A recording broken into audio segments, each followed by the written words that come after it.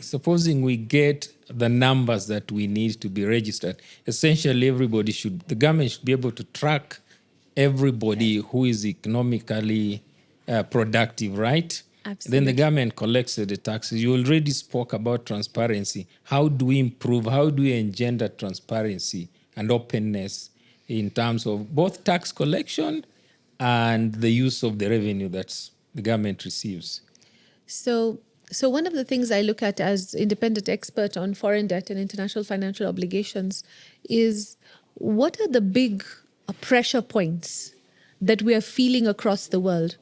And I think one of the big pressure points right now is not just data, but it's also digitization. So governments are struggling with collecting data. So then you will say, okay, but then are we not in a digital age and can we not deal with it?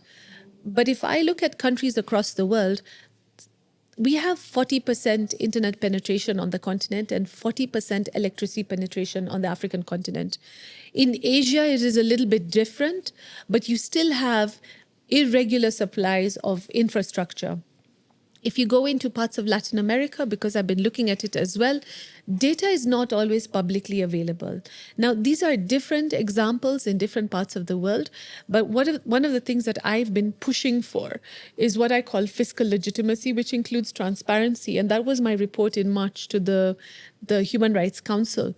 And one of the arguments that I made is that you cannot have domestic systems, continental systems, or even global systems if we're not taking principles into account.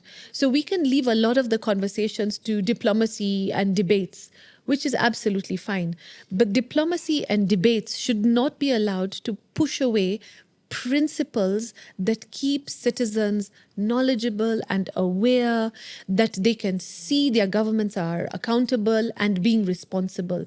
So we can't have this black box of data. So if I bring you back to what does it mean to not have this sort of black box of data?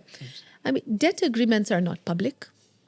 So your country can sign an agreement for a bond with a private entity or with a public entity like the Bretton Woods institutions, but these debt agreements are not accessible to citizens in developing countries.